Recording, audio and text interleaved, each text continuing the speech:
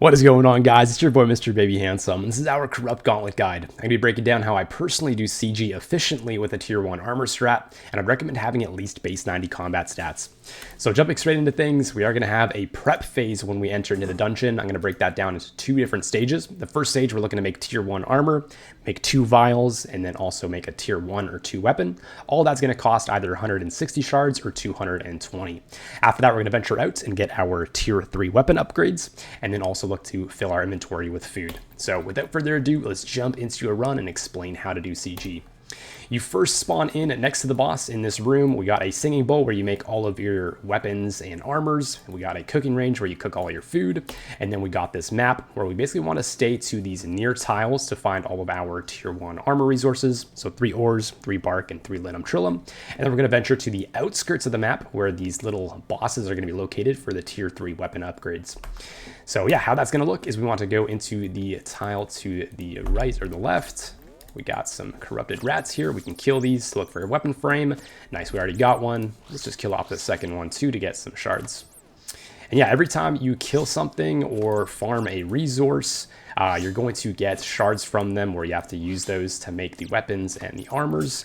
We actually got absolutely a goated tile here as it has every single resource and a weapon frame. This would be an actual perfect tile if you're looking for the, what's it called? The Grandmaster Speed Task. But yeah, so we got 3 ore here, we got 3 bark, and we got 3 linum trillum. I don't know how you pronounce that. And then we also have 2 grime roots, which is actually pretty crazy. But for the purpose of the video, what usually happens is that you'll have one tile that has maybe 1 root or 1 ore or 1 bark. So you're just going to farm that out. But we also have a 99 in the clan. Let's make sure we do quick little grats there to base Lars. Big grats in the 99 farming. And then typically for a run, you're going to be running around here and farming all these other resources. You'll have maybe 1 resource, like 1 bark, as you see here. We also have these mid-level mobs, which we'll kill one of those off in a sec, as we do need some extra shards. And you're also going to get these fishing spots, which you can fill up 3 fishing spots in your inventory for phase 1 of prep. So typically I like to look for at least 3 fishing spots, and this will also give you shards as well.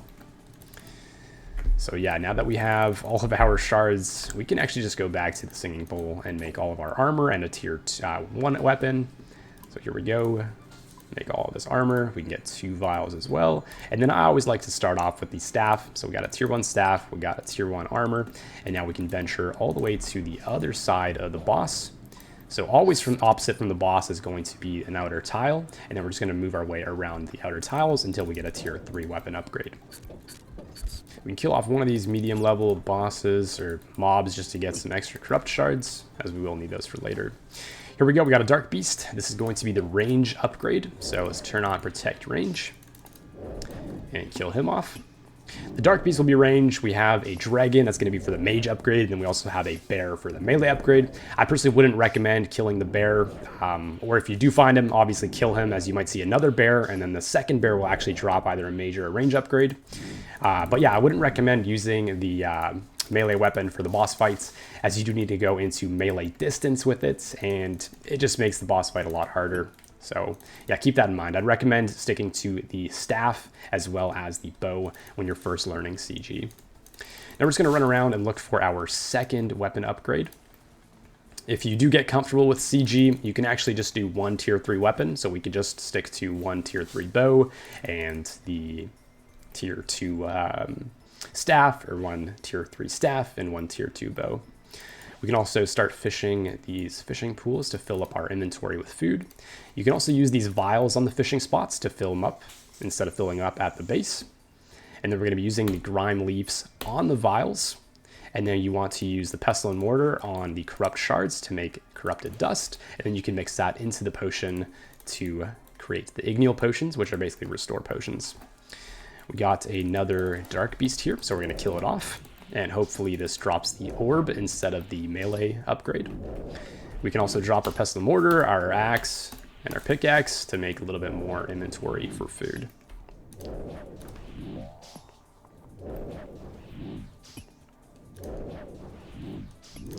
Here we go. We got the Corrupt Spike, which is going to be the melee upgrade. So we can just hold on to that and then just keep looking around for the next boss. And that next boss will be a guaranteed mage upgrade. There's the bear. It took us a little bit of time, but that's all good.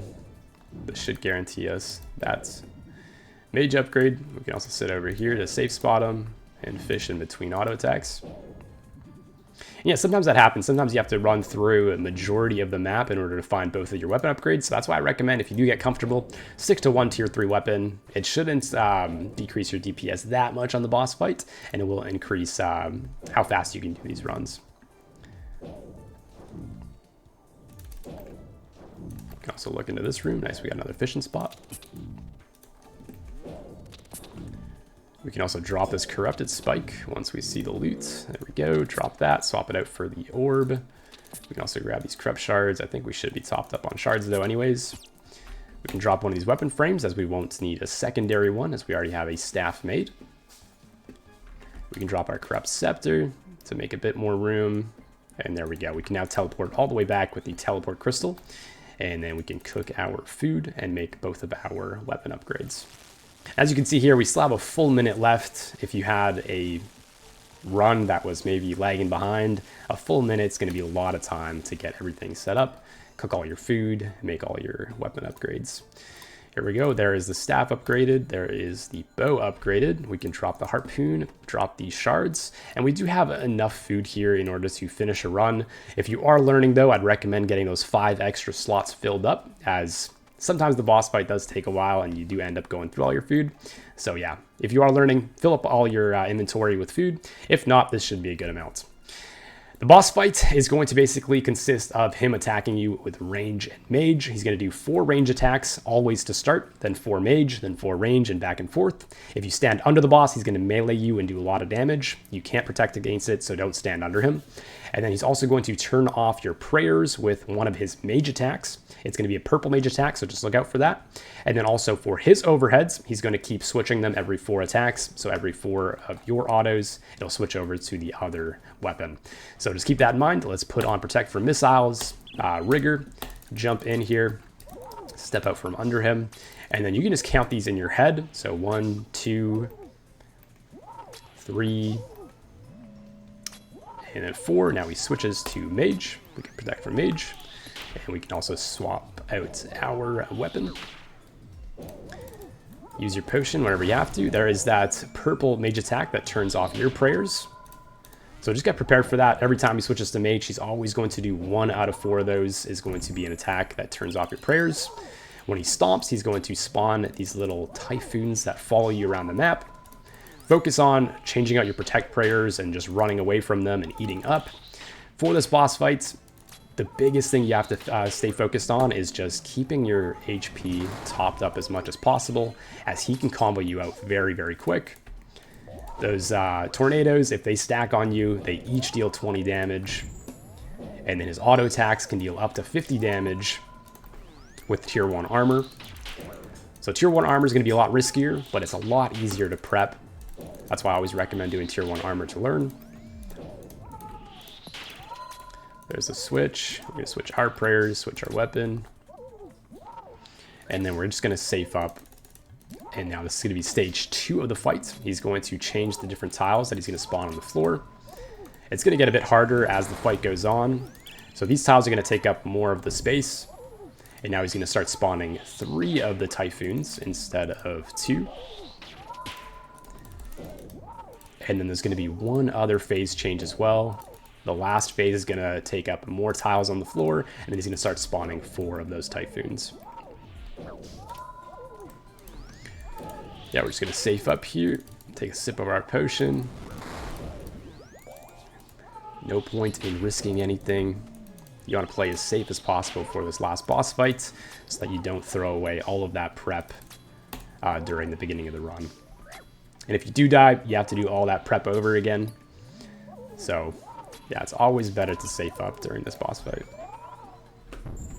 Here we go, got the tornadoes, as well as the attack that turns off our prayers. We're just going to focus on running away, eating up, making sure we don't get caught by those tornadoes, and a attack off prayer.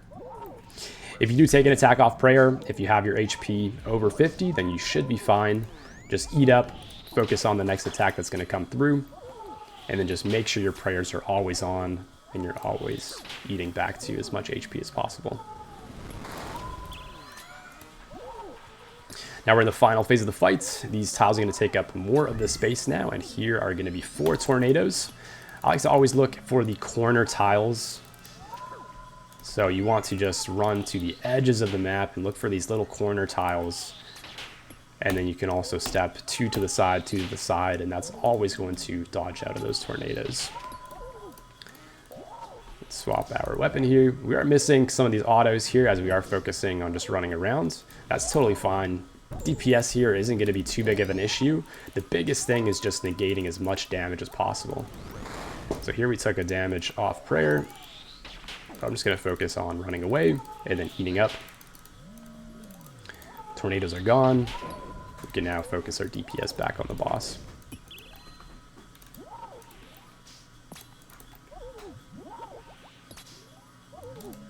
I always recommend sticking to these tiles right here. These tiles are usually going to be the ones that are going to be the safest, that you don't take hit from any of the tiles on the floor. You can get an auto off in between. So we missed that prayer switch. That's all good. We still have a healthy amount of food here.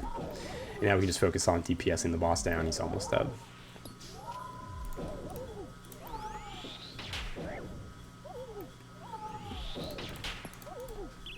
I'm going to risk it here and keep low because I know he's pretty low, but there we go.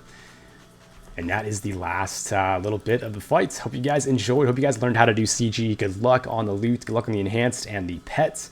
But yeah, that's it for me. I love you guys. Peace.